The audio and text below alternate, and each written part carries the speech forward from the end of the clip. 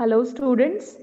Today we are going to learn chapter 5 of microeconomics, and that is market equilibrium. Now, first, let's understand what is market.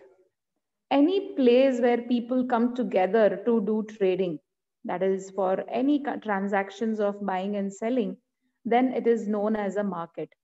But in today's world, or in today's globalized and fast moving economy, market is just not confined to a geographical location, because trade or exchange has taken place not only at physical level but now even virtually, which means that we have online trading also, online transactions also, online shopping also.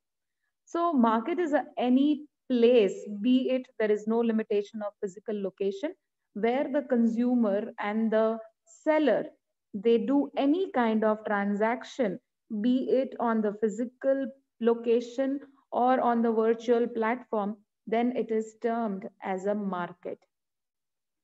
Now we need to understand that what is demand. Demand means the willingness and the ability of the buyer to purchase different quantities of good at different prices during specific period of time. So briefly we can say that demand means two things: willingness and ability to buy. Willingness, the first being willingness or desire to purchase a commodity, and secondly, the ability to buy, which is known as a purchasing power.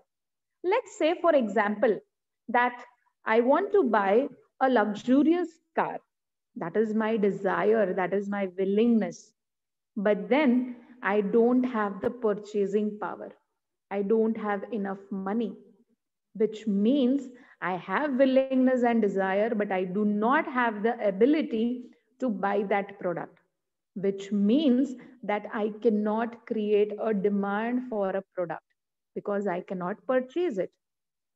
Second example, let's say I have too much of purchasing power. I have the ability to buy luxurious car, but I don't have a desire or willingness to buy that car because I prefer bicycle, for example.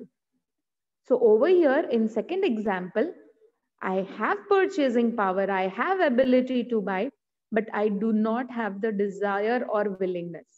So again, I cannot create a demand. So in both the cases, a person cannot create a demand with either of thing existing. So in order to create a demand, we need two things. That is willingness or desire to purchase and ability or purchasing power to purchase that commodity. So this was all about demand. Now, what does law of demand says? Law of demand says that when price increases, demand decreases. So there is an inverse relationship, and vice versa. When price decreases, demand increases. But you have to remember one thing, and that is ceteris paribus. So this law of demand is applicable only when we assume that price is the only variable factor and other factors are constant. So price alone being a variable factor and other factors being constant, when price increases, demand decreases. And when price decreases, demand increases. So ceteris paribus is an assumption wherein we are assuming all other things are constant. Now, what are all the other things? There are many determinants of demand, which means there are many factors which affect our demand. So what are those factors? The first factor is own price of the commodity. That is, when you're purchasing something, the price of that commodity itself affects your demand. Let's say, for example, you went to buy X commodity, and when you went to shop, you just found that price of X have increased. So now you cannot purchase that, for example, because the price has increased. It's beyond your limit. So you will try to shift to some other product. So here the demand for commodity has changed. It has decreased Because there is a change in price of its own commodity which you were about to purchase. So that is the first factor which has changed your demand. The second factor or determinants which affect your demand is price of related goods. Now, when I say related goods, it means, let's say I went to the shop to buy Reynolds pen, which was costing 10 rupees. So I went mentally prepared that I have to spend 10 rupees for Reynolds pen. But when I went to the shop, I found that the similar kind of quality of product or the substitute product of Reynolds, there is other pen which is available with the same quality, and the prices of that Y commodity, that is, I'm not talking about Reynolds, it's the other commodity, the price of substitute goods, let's say cello. So cello prices have decreased from 10 to 5 rupees. Now both are same at the quality level. So as a consumer, I thought Reynolds at 10 rupees, let me buy two cello pen at 10 rupees. So my demand for Reynolds pen has decreased because of change in price of related goods, which was substitute good. So this is the other factor which affects the demand. Now, when we talk about related goods, it could be complementary goods also. Complementary goods are those goods which are demanded together. And substitute goods are those goods which can be replaced with the other. So in case of complementary goods also, it will affect my demand. How? Example of complementary goods are car and petrol. Let's say if prices of petrol increases, demand for car will decrease. Inverse relationship. And if price of petrol decreases, demand for car will increase. So here in this case also, my demand is changing due to change in price of other related goods, and that is petrol. So this way, the second factor which affects our demand or the other determinant of demand is price of related goods. The third one is income of the consumer. It also affects our demand. If the income of the consumer increases, demand will increase. And if the income of the consumer decreases, demand will decrease. So here we can see that income is also affecting our demand. Change in income is also affecting our demand. Let's take the other factor, technology. That also affects our demand. If there is advanced technology, then obviously the demand will increase, and vice versa. Government policy, which is also other factor which affects our demand. If government has imposed high taxes on X commodity, then demand for X commodity will decrease. And if government has imposed or given subsidy to Y commodity, then the cost will decrease. So the demand for that commodity will increase. So this way, government policy, that is changes in taxes and subsidies, also affect our demand. So if the tax increases and subsidy decreases, then demand will increase. And if tax decreases and subsidy increases, then demand will increase. So this way, government policy is also the other factor. Now we can also talk about population. If the number of population increases, demand will also increase. If the population decreases, demand for various products will also decrease. So this way, we saw that there are many other factors apart from price which is affecting our demand. So ceteris paribus means leaving the price, we are assuming the rest of the factors, that is income, technology, government policy, related goods. We are assuming that all these products, all these factors are constant. Living alone price is variable. Only then our law of demand will be applicable. Otherwise, just imagine that if price increases, law says that demand should decrease. But instead of decreasing, it is increasing because the other factor which we have assumed to be constant, that is no more constant now. Let's say income of the consumer. So instead of being constant, it has become variable. So with increase in price, my demand, instead of decreasing, it will increase because my income has also increased. So if my income has increased, I can afford the rise in price and I can buy that product. So that is why in ceteris paribus, we are assuming that price being variable factor and other factors being constant, when price increases, demand decreases, and when price decreases, demand increases. So we have absolute price, that is the price of goods in money terms, and relative price, that is opportunity cost, which means the price of goods in terms of another good. Now let's say talk about supply. Same way, the willingness and ability of the seller to produce, like how we have in demand. So here also willingness and ability is a must, but in demand we were talking about consumer, here we are talking about sellers. So it is depending on the willingness and the ability of the seller to produce and offer to sell different quantities of good at different prices during specific time. Unlike law of demand, wherein in law of demand we had inverse relationship between price and demand. Here we have direct relationship between price and supply. So if price increases, supply also increases, because every seller wants to earn more profit. And in order to earn more profit, supplier will supply more goods only when the prices are high. So according to ceteris paribus, that is price being variable and other factors being constant, when price increases, supply also increases. Now let's talk about the equilibrium. Supply curve is always upward sloping and demand curve is always downward sloping.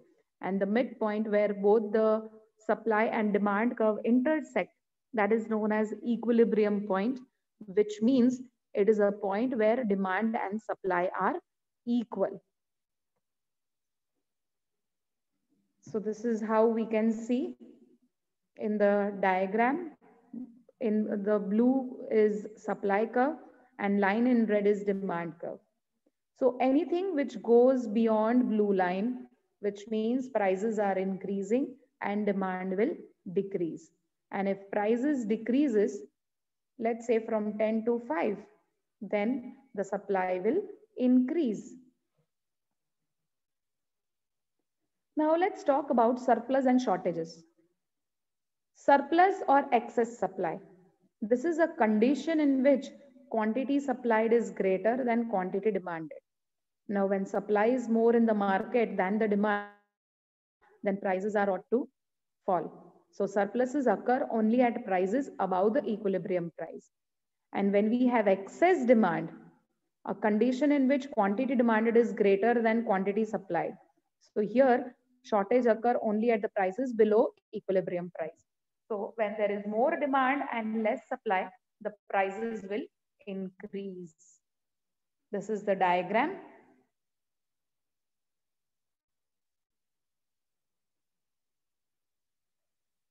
Now, when we talk about consumer surplus, it means maximum buying price minus price paid.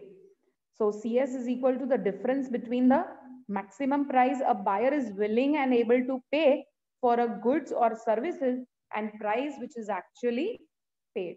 And producer surplus means prices received minus minimum selling price. So the difference between the price seller receives for a good and the minimum or the lowest price for which they would have sold the goods. Here again, we can see consumer and producer surplus. In the diagram, on the left, we have consumer surplus, wherein the supply is in blue and red is demand curve. And we can observe over here that in consumer surplus, there is maximum price a buyer which is willing to pay and buy. And on the right, we have producer surplus, which is below the equilibrium. Now, when we talk about total surplus, it means consumer surplus plus your seller surplus. So this is how we get the equilibrium point. Now, we can do this activity that plot the supply and demand curve and find market equilibrium. So we have been given the prices per pizza, we have quantity demanded, and we have quantity supplied. Now, when we can see over here, then when the price of pizza is 10 rupees, demand is 0 and supply is 40. When the prices of pizza has declined from 10 to 8, demand has increased from 0 to 10 and supply has decreased. Why? Because prices have decreased, so supply has decreased. But because prices have decreased, demand has increased. So this way we can see the table and plot it. And we would receive a point in a graph where there would be market equilibrium. Here we can see the market effect of simultaneous change in supply and demand. Now here, both the equilibrium price and the equilibrium quantity will increase on the left hand side. Let's see, D1 is the original demand curve and S1 is the original supply curve and I is the equilibrium point. Now, when the demand increases, which means the curve is shifting to right from D1 to D2 and supply curve is also shifting to right from S1 to S2. So here we can see that both price and quantity will increase. On the right hand side, we can see the equilibrium price will be decreased and equilibrium quantity will increase. So we can see in the diagram D1, D2 and S1, S2.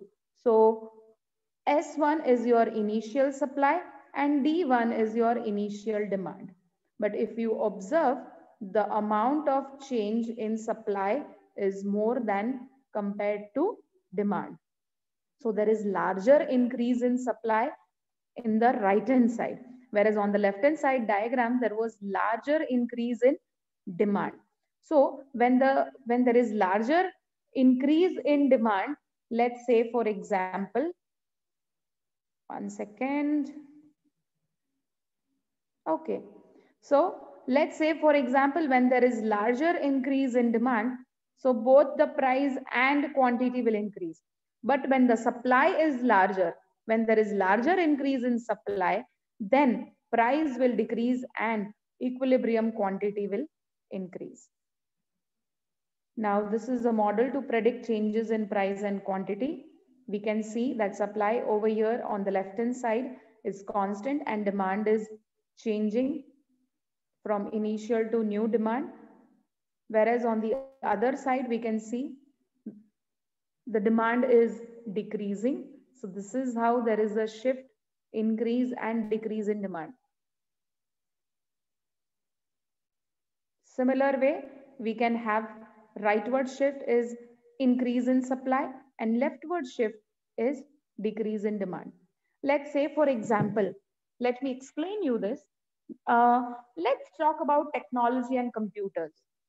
If any of the seller or producer has started using advanced technology in the company, then supply will increase. That is on the left hand side curve. We can see the diagram that due to technology and computer, supply has increased or the production has increased from S1 to S2. Similar way, take another condition. Let's say there is bad weather. So what will happen?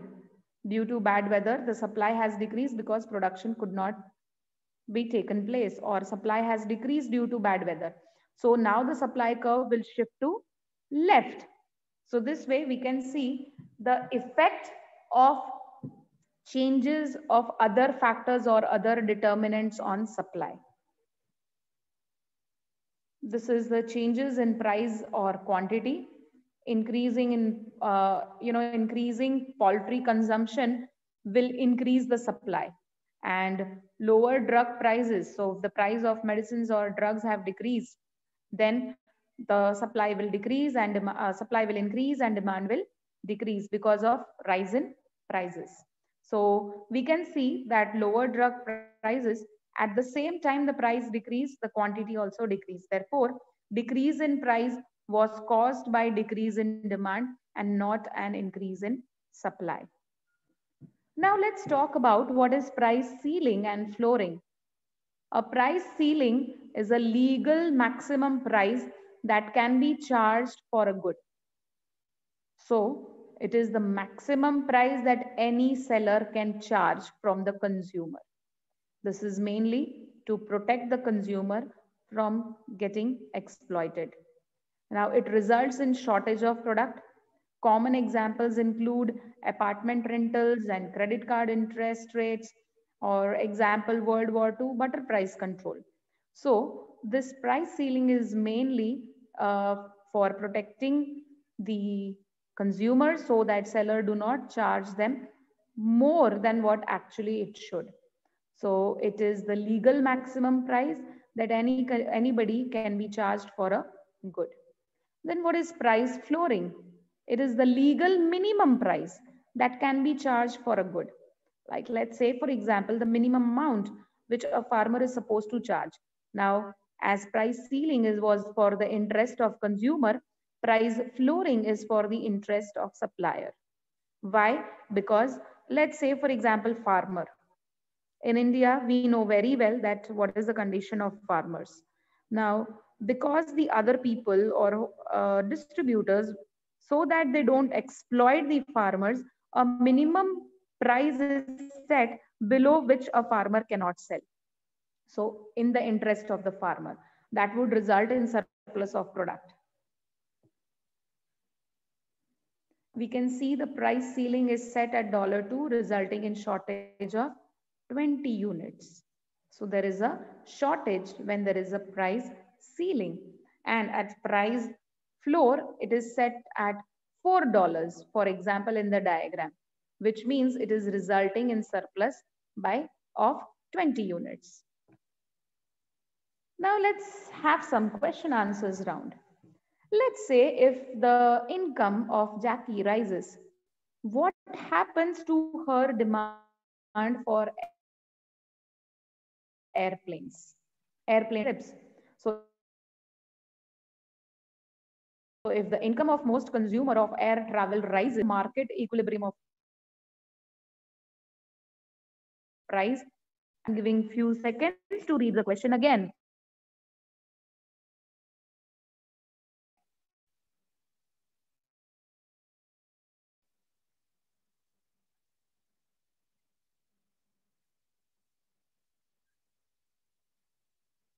Okay, so if the income of Jackie is rising, the demand for airplane will also increase and prices will also increase.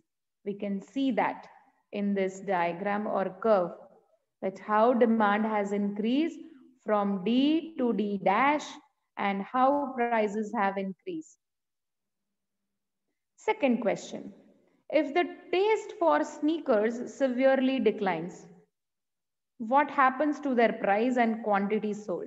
Obviously, if the taste is not good, it means it's the other factor which is affecting your demand. It's not the price of the sneaker.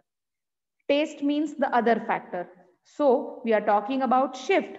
And if there is a decline in the taste, which means there would be decline in demand also. So demand curve will shift to left. And because demand, that is quantity, will fall, prices will also fall. Third one, if the price of material used to make sneakers rises sharply. Now, sneaker is the original product. Other raw material prices are increasing. So there is a change in prices of other products. That is the raw materials. So cost of production will increase, obviously. So what happens to price? Now, when cost of production increases, the price will increase and the quantity will fall because now price has risen. So actually, according to law of demand, if price increases, demand falls. Let's take one more example. If the technology for making some communication devices, let's say cellular telephone, it leaps forward, what is most likely to happen to price and quantity sold?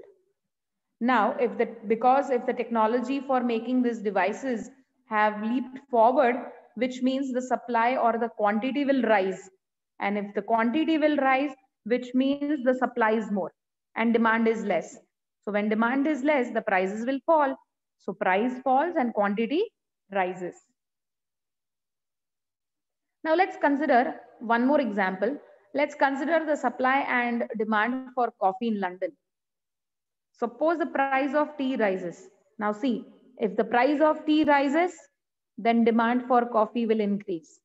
So quantity for coffee will rise, and if the quantity of or the demand for coffee is rising, that is quantity is rising, so prices will also rise.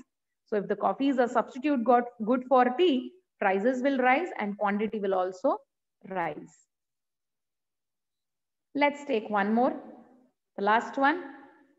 A new rumor sweeps the country that eggs are great diet food and they don't even raise cholesterol level. So obviously demand for eggs is going to increase. At the same time, advances in chicken husbandry increases the number of eggs produced. So here the production is also increasing. Now what happens to price and quantity of eggs? So quantity is anyway increasing, but the prices would be indeterminate. Why? Because the prices would depend as to how much chicken husbandry is going to do the production. So prices would be indeterminate and quantity will rise. Now let's talk about increase in demand and supply. Higher the demand, so higher demand leads to higher equilibrium price and higher equilibrium quantity. Let's say S is the supply curve, D is the original demand curve, and the midpoint or intersection point is the equilibrium level. Now when demand is increasing, which means when it's shifting to right, then what would happen? It would lead to higher equilibrium, which means now equilibrium point will move upward and prices would also increase. Let's take another example on the right hand side. Higher supply. Now higher supply leads to lower equilibrium price. Why? S is the supply curve, D is the demand curve, S dash is the new supply curve, which means there is increase in supply. So equilibrium point moved downwards. Here we can see decrease in demand and supply. The demand curve is moving to left and supply curve is also moving to left. So when the demand curve moves to left, there is lower price and lower quantity. Whereas in lower supply, that would lead to higher price and lower quantity exchanged. Here we can see the relative magnitude of change, that is the relative magnitude of change in supply and demand determine the outcome of the market equilibrium. On the right hand side, we can see that the demand curve or the magnitude of change in demand is more than supply. Whereas in the other case, we can see the magnitude of change in supply is more than demand.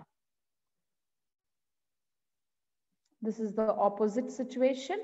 When supply and demand both increases, quantity will increase, but prices may go up or may go down depending on the magnitude of change. Thank you.